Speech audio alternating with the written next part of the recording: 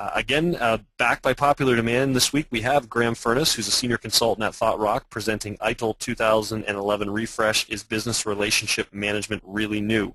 Most of you do know Graham's profile, as we've said it a number of times, but quickly, Graham is fully immersed and passionate in providing ITSM solutions. He is a business-driven IT professional with 20-plus years of technology and management experience. Graham is certified as an ITIL manager and expert, as well as an accredited ITIL instructor. So with that, I will turn it over to Graham. Thanks, Graham. Great. Well, thank you, Rick, and welcome, everyone. Season's greetings. I do have a cold, but I've taken a lot of cough suppressants, so I should be good for half an hour, and we'll have a good time exploring the new concept here of business relationship management. So let me jump to this sort of introductory slide here. One more down.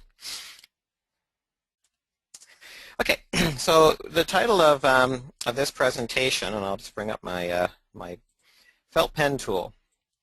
So is business relationship management really new? So anyone who's got the old ITIL version 3, 2007 books and process diagrams, you'll know that there is no particular process on there called business relationship management, and suddenly in the 2011 refresh we have business relationship management appearing. So what our presentation will do today is go through and understand what exactly are the ITIL folks trying to identify, and what need are they trying to fill by coming up with this process area called business relationship management.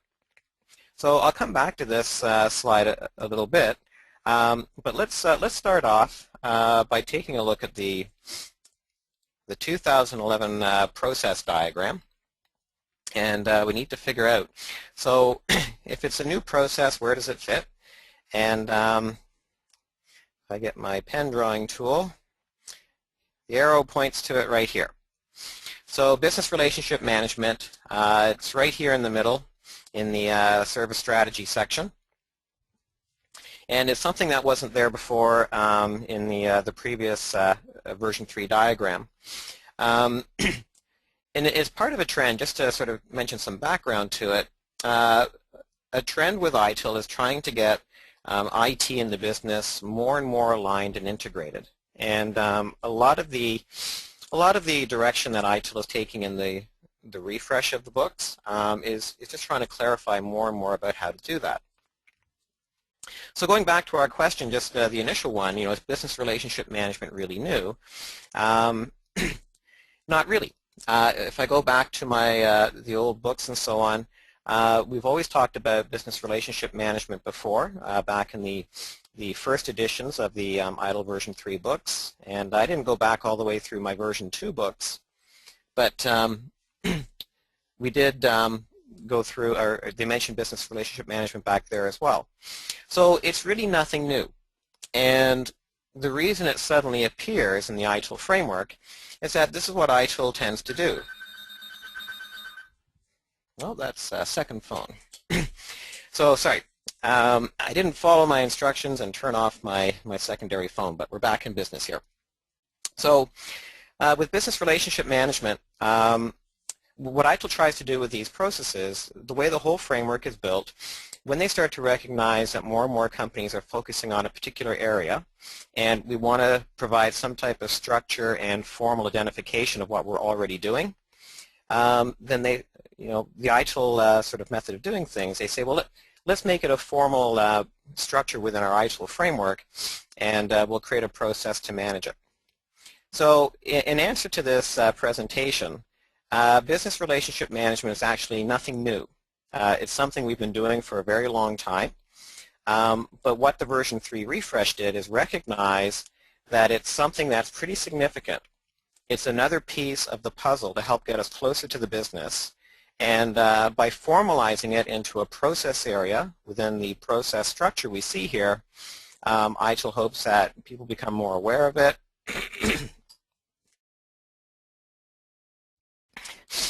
Sorry about that. Again, I'll just pause the presentation when I have to clear my throat. But ITIL wants to formalize these things to make us more aware of it and help us try to get more professional in the way we deal with the business. So I'd said quite a bit already. You know, really that's giving you a high-level understanding about business relationship management, and we'll go through some of the formal slides to go into a bit more detail here. So if I jump down to my my next slide. Okay, so the basic justification. There's really two big players here, which is the central theme behind Business Relationship Manager. We have the customer and the service provider. And what we want to be able to do is, you know, by the words here, we're talking about linking them together in a clearly understood way. And we want to do it at both a strategic and tactical level. So really what we're trying to do is we're trying to make a working relationship easy to form and manage between the business and the customers who are using IT services and our IT organization. So we need some type of role to do that, and ITIL has identified that the business relationship management role, which has always been there, is the best way to formalize providing a link between the customer and the service provider. So if we go down another step here, so it's basic purpose, and I've kind of modified some of the words out of the book. So this is more of a Graham's interpretation. So I put in the word here that business relationship management wants to provide a single point of contact for the customer to make sure that the services used by the customer and all dealings with IT are well understood and well managed. And then the way that ITIL positions as well part of the justification and purpose of business relationship management, we've always heard about the term customer satisfaction, and here ITIL is very clear in the way they've written the 2011 refresh books that this is now the process that focuses with customer satisfaction. So And Graham, a quick question on that. Wasn't the satisfaction the main concern of service level management in the past? Yeah, and that's actually, again, one of the useful differences to understand between the original versions of, well, version 2 or the original version 3 of ITIL. We always talked about customer satisfaction and driving that customer satisfaction out of the service level management process. And now we have a clear distinction, which is one of the big differences, if you want to think of it this way, between the refresh and the previous ITIL versions. Customer satisfaction is now up at the strategic level with business relationship management. And it makes sense about this because, again, if you have a business relationship manager as a person working in conjunction with the business, then they're able to gauge, satisfaction is a perception and a feeling about how things are going, rather than just raw numbers, which is what service level management at its base creates agreements and makes sure we're hitting those targets. So they're really concerned more about the, measuring numbers, whereas customer satisfaction is really about, what's our relationship like between the business and IT.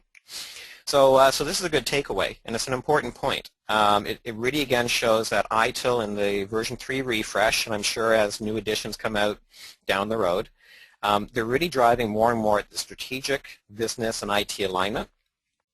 And so customer satisfaction is the key thing now, managed by business relationship management. So I'll have more on this in a little bit too, because it causes some confusion about, well, what exactly are we doing in different processes now? So let's go down to another slide. This one is just a bit of a scope of the activities that were identified in the refresh books. And again, I've kind of modified them just to make them a bit simpler.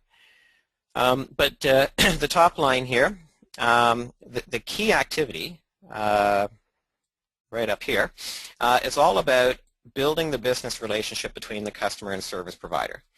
So if you want to have a good takeaway, just again focus on business relationship management is all about building a working relationship with the business and customer. Now to do this, they have two main focuses. They focus on exactly what does the customer need to achieve So anyone who's read through the books, you know that business outcomes is a key strategic focus, and this process now is the one that is dedicated to understanding the customer's business outcome needs, and as well related to customer satisfaction. Do they have realistic expectations? And if they don't, I need to manage that. So, so we manage the existing outcomes and expectations, and then strategically we need to figure out how do these needs change in the future. So what do we think is coming down the line? And when we do all these activities, the last part of this slide is both strategic and tactical. We're concerned about what's being currently delivered to the customer and coming down the road, so this kind of ties in down here. And then you notice here we talk about design and building of services. So business relationship management will be involved during the service design phase and the transition phase of doing the typical work within the life cycle. So this is a bit larger in scope than traditionally what I would have thought of as business relationship management, and we'll expand upon this because it keeps getting a bit different. So if I jump down again to a bit more about the scope of activities. So even though I'll circle it here, or actually I'll draw it in here. So business relationship management, right? It's right up here in the middle of the strategy section. And what it tends to work with mostly is here, but it could be any part of the life cycle, all the way through to continual improvement. So from an ITIL definition point of view, and from the pure wording, anytime you have customer-facing activities that need to be done, either from a process and operation to a process through design transition, the improvement and reporting processes, anytime it deals with a customer-facing activity, then this could be a trigger for business relationship management. So this is a bit larger in scope than I found in the past for a lot of the business relationship management concepts. But again, it goes back to in my earlier slide, I talked about ITIL, in my wording, they didn't use the words, but I consider it a single point of contact for my customer, that if they want to have a question about IT or something is coming to them from IT, they're now my point of contact that I want to go through. And therefore, they're involved in an awful lot of different activities. So Graham, if I try to draw some parallels to business relationship managers outside of IT, I'm assuming that when we're talking about titles that come to mind are account managers, business representatives, sales managers. Is this kind of, would those be parallels that you'd be talking about here? Yeah, that's exactly the way to think about it, and it's a perfect point. This is this is the role, and we'll talk more about roles versus the process in a minute. But this is the role that's going to look after the customer, and the customers don't have time to say, I've got 10 or 100 services that my staff are using, and I've got a whole bunch of different agreements that say what they should be doing. They want to simplify things, and so this is the traditional role of, like those other words, the account managers or any business representative or sales manager. They keep track of the big picture and the details and make it simple for the customer to do business. So so that's why there's a lot of these sort of legs out to the different activity sections. Whenever it involves a customer, try and go through the business relationship management process. And look at the different tools here in this sort of section I'm just highlighting. ITIL's identified, I don't know if I got them all. I got most of the tools that were in the description. But here's all the different tools that business relationship management should be using. So the first one here, some type of register, which is essentially a customer relationship management tool. Anytime the customer comes up with an issue for IT, then we need to track this, just like you would do if you were a sales rep. Anytime your clients call, you want to record and create a case history. So any complaints, any compliments, or any type of requests, all of these things need to be registered and managed, just like you would do with like a Salesforce.com for a regular client. And And then we have this other subsection here. I'll call it a subsection. We have a whole bunch of portfolios that the business relationship manager will maintain to help the customer not be confused by everything going on. So the first thing we have, a customer portfolio. Well, usually a business relationship manager will know who their customer is. They maybe have one or two of them, depends on your organization. But the customer portfolio gives tracks to the process. The business relationship management process will say, well, here's all of our customers. Here's the business relationship manager roles who are assigned to those customers. And you can extend it even further to say, well, who are all the users of those customers, so that we can then start drilling down to the service desk, and when people call in, we understand exactly what's happening from a business level. So the customer portfolio, it's critical to have the big picture of that, and that's what the process will do. Each individual business relationship manager will have their own set of, small set of customers and users as well, so they can keep track of who are the key stakeholders that they're answering to. And then, of course, those customers are going to be using services. So typically, if you ask a customer what service are they using, they won't know the name of the service. So again, here's where a business relationship manager can definitely see, here's all the services we have, and here's all the different agreements that those services have. So we have an agreement portfolio. And again, customers don't like to read through agreements. They like to have things a lot easier for them. So the business relationship management role will be able to interpret all these agreements and simplify it into easier business language. And then we even talk about the application portfolio, because most often people don't know the service name up here, and they know, hey, I'm using this application and I want to know, what are the agreements and or what type of functionality can it do. So all of these things are in the scope of business relationship management and the role of business relationship management to keep track of all the things going on between IT and the customer. And the last one we have here, of course, ITIL, there's a whole dedicated body of knowledge for project management.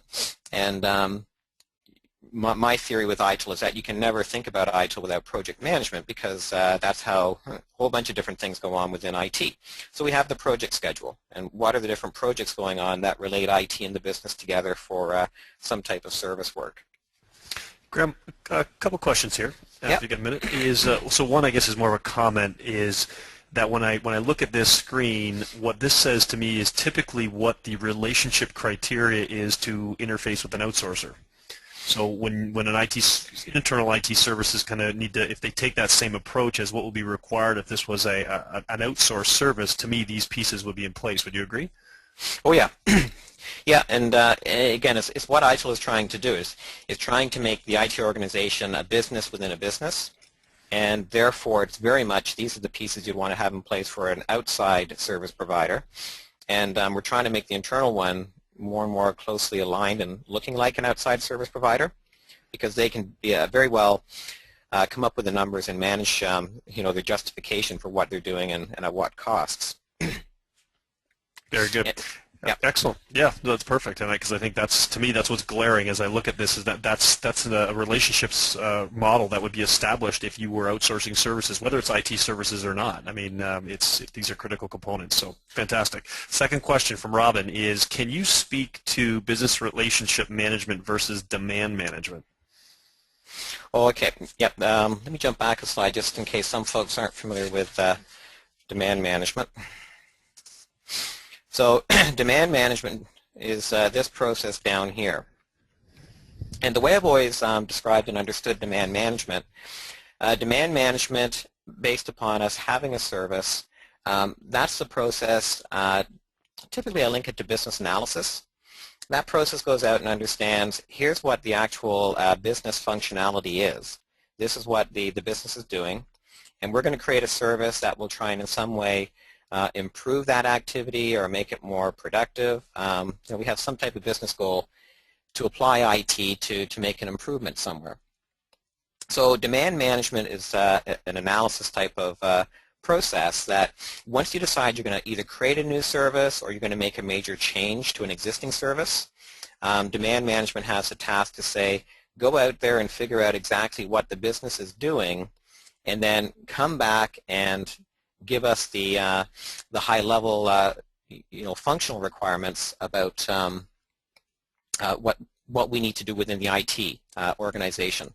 So basically what they do, they go out and they get the business requirements, and where there's actually, this is actually one of the things we're going to talk about, you'll see that in the wording for business relationship management, they also mention that, well, if that's a customer interaction, that should be in some way coordinated through business relationship management as well.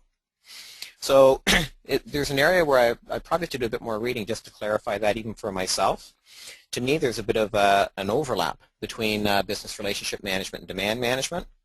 But the way to separate that overlap is think about demand management as being business analysis, and that's much easier. So once you know you have a major project or initiative underway, demand management will go out there and understand the customer and what they're doing from a business function point of view. And business relationship management will be there to facilitate coordinating those business analysts to work with the business. So, so we still have business relationship management involved because they're helping to make that interaction, this project, if you want, a bit easier. And demand management are the specialist business analysts who will go out there to understand the demand patterns or the business activity patterns, those are the key ITIL words, that the business function is currently doing that needs to in some way be improved by an IT service. So hopefully that helped with that question and just understanding a bit about the difference. Great, thanks, Graham. Okay, so again, we see here that quite a potentially big process area or activity area that is being built up around business relationship management. And so where we just finished over here, I'll go back to this slide. So we're looking at some of the many tools down here that could be used by a business relationship manager role in the process. And we've kind of come up with a few challenges already, which is what my next slides kind of introduce. So there's 3 different challenges that I put into our little lunchtime presentation here. The first one is the difference between the role and the process. So when it comes down to the role up here, our first one, most people think of business relationship management as people. And we know we have a business relationship manager in the marketing department, and could be finance has maybe 2 different business relationship managers. So going back to our activities, these roles, these people, they execute many of it or any of the different customer-facing activities throughout the life cycle. So based upon the process, that's they can be triggered from anything as long as it's a customer IT type of interaction.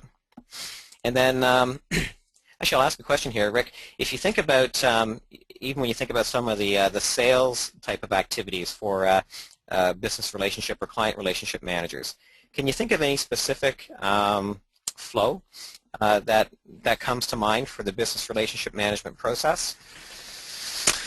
That is a good question. Well, I would think at minimum, when you think about, you've got account reviews, you've got quarterly or monthly reviews, you've got I would think you've got follow-up to once projects are completed. You've got kind of the team that goes in. People sometimes call it sorry.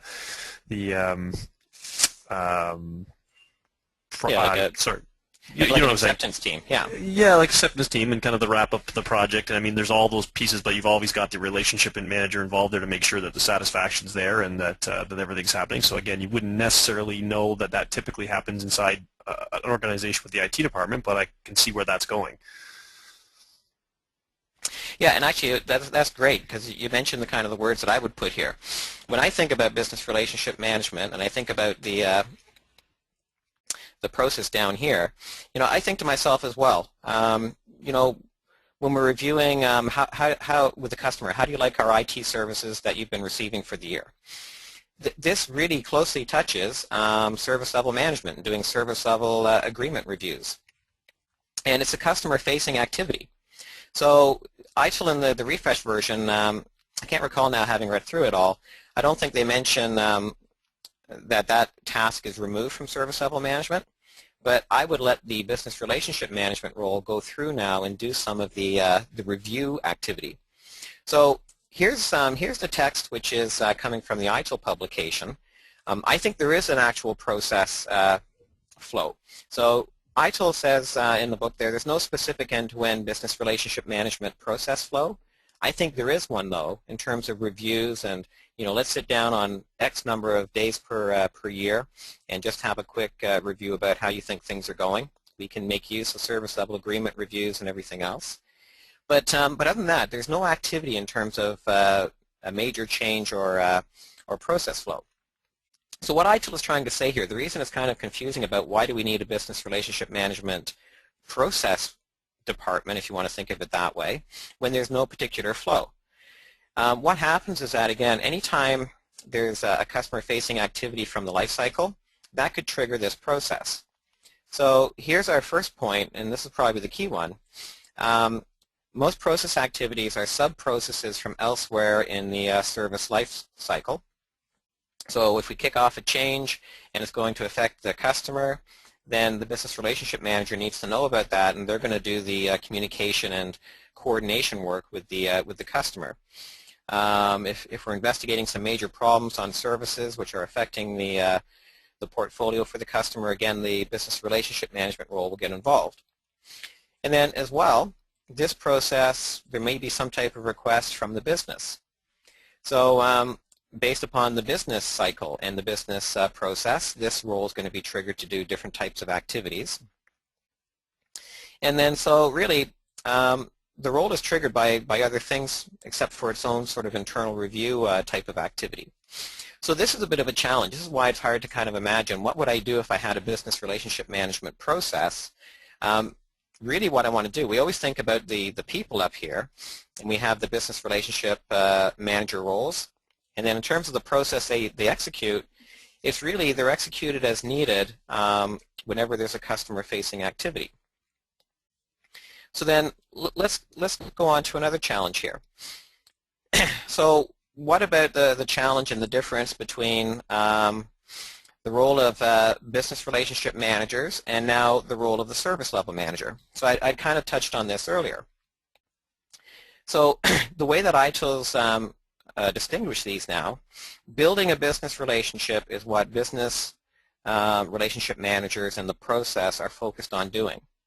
And what ITIL's done in the service level management area, they've left service level management to really focus on come up with an agreement and get that agreement put into place. So don't worry about having the extra task of trying to build business relationships at the same time.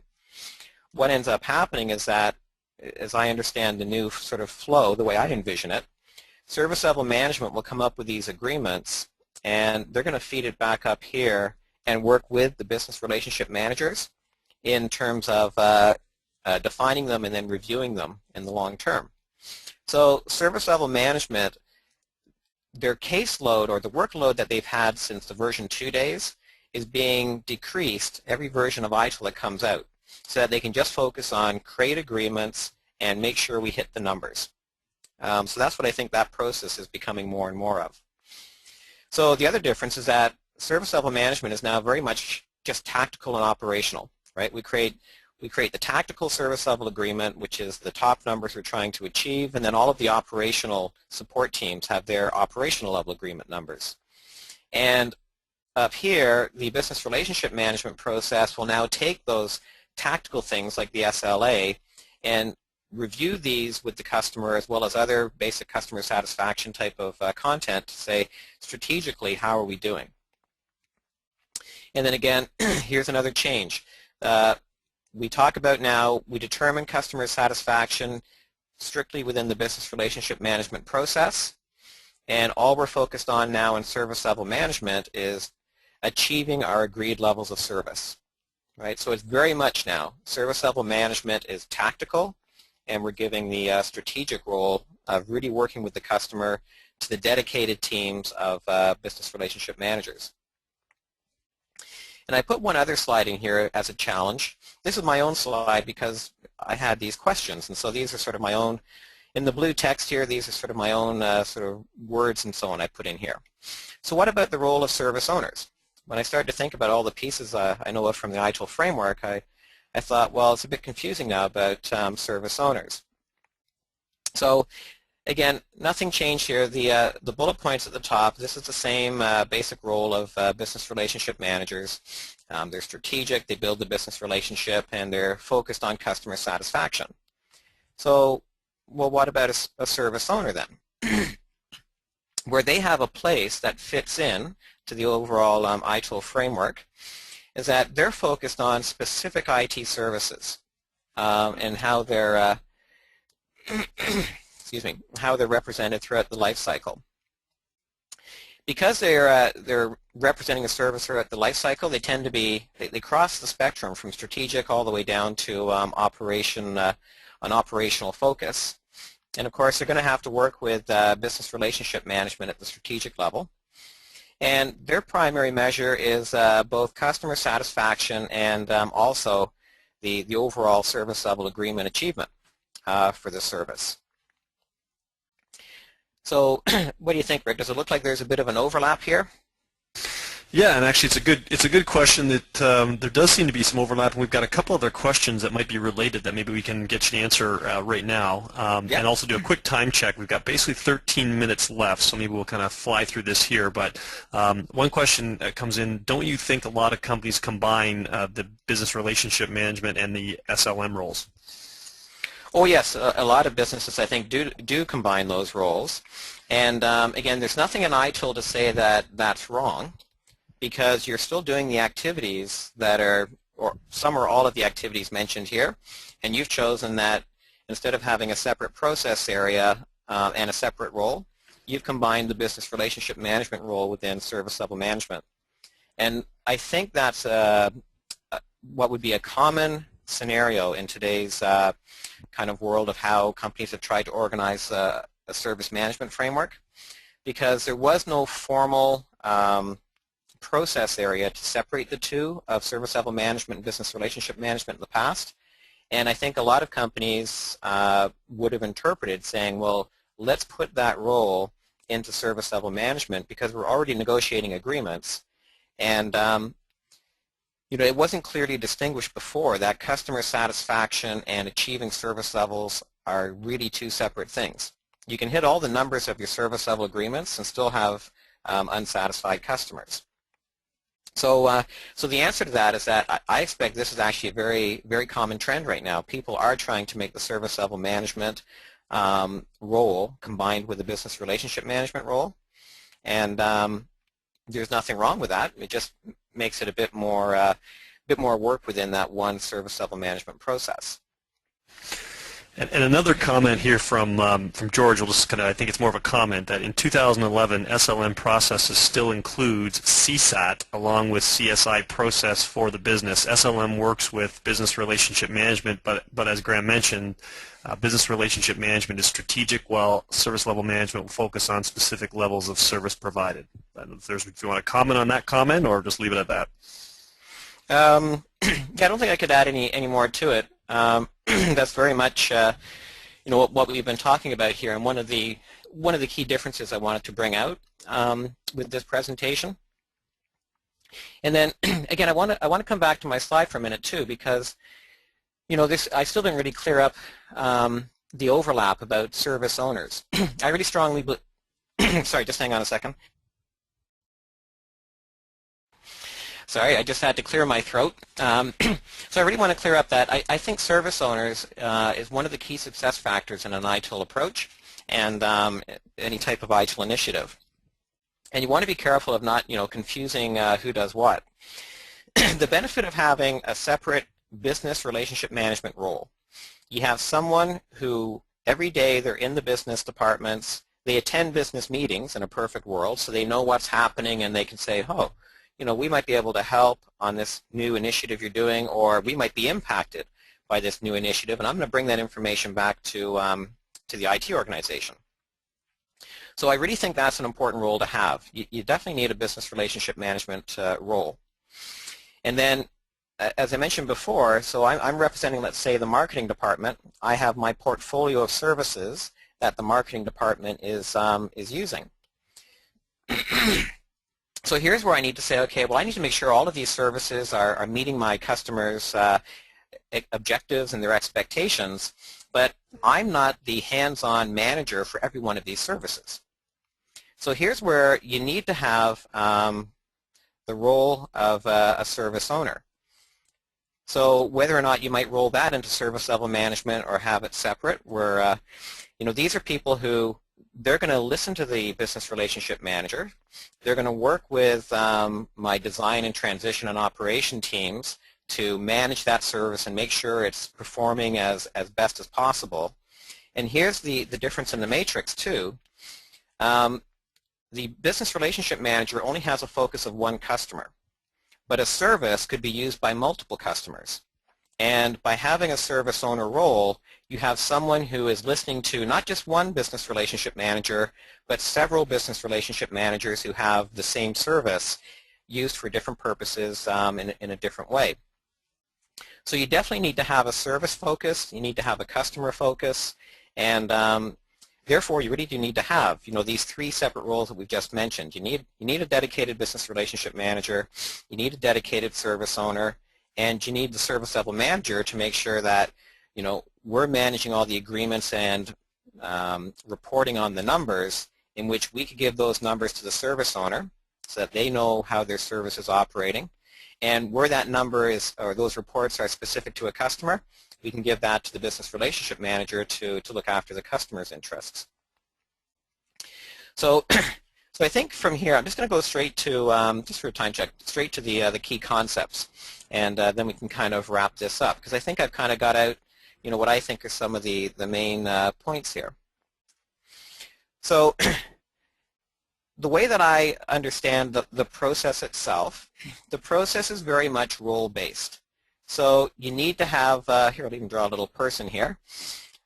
So you need to have people in place with the business to be their facilitator with IT. What we're here to listen to you and understand what's happening and represent all of the services you're using, and in that way it'll make the relationship easier between the customer and IT. So the role must represent the customer and the IT organization and the IT services used.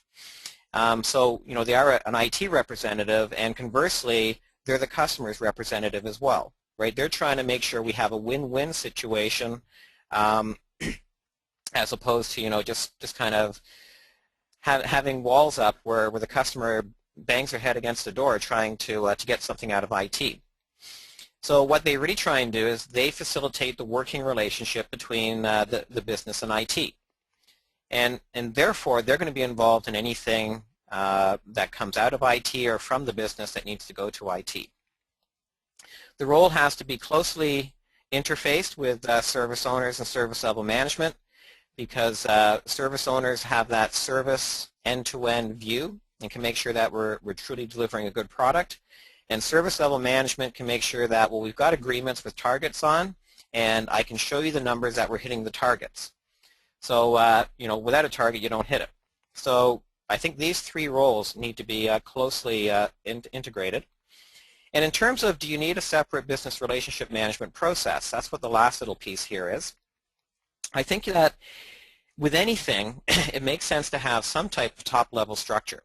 Whether or not you have a dedicated business relationship management process, or maybe you combine it with service level management, you still need to have a top-level view, because if we just had the role, just business relationship managers, they can assess how happy or unhappy their customers are. And so what this leads to is the first bullet point here. It's just individual customer relationships and satisfaction. Well, you might have some happy customers, some unhappy customers. There might be some inconsistencies, and if customers talk to each other, they say, hey, well, why don't I have what my other customer has? So the purpose of having the process is that we have top-level leadership that coordinates all of these people roles that are out there and all of the activities that they're doing to make sure that we maximize and achieve the highest overall relationship with the business and customer satisfaction. So, so that's really it. You need people in place. And I do advocate having a top-level process view, whether or not it's separate or combined with something else, to make sure that we are achieving consistent quality of representing our customers and doing our work throughout the business. So I know I've gone a little bit past my normal half hour, but it's 1:45, and in keeping with our time schedule, I'll wrap it up there and see if we have any questions. Excellent. So I'll leave a minute here for anybody that has any questions, and I know, Graham, we kind of asked them on the fly, so as people were posting them, we tried to deal with them right away today. But I'll give everyone a few more minutes, but again, Graham has just put up the contact information if anybody wants to reach out directly and get some more information to Graham to get some feedback. That would be well within what we're trying to do here at ThoughtRock. So the other thing with respect to these slides, the actual, and there's a differentiation here, the slides are available to ThoughtRock members only inside ThoughtRock after you log in. Those are the slides. The actual recorded presentation that you've been part of today will be available from the homepage for anybody. So I just want to make sure we understand those two distinctions, and both will be available within 24 hours.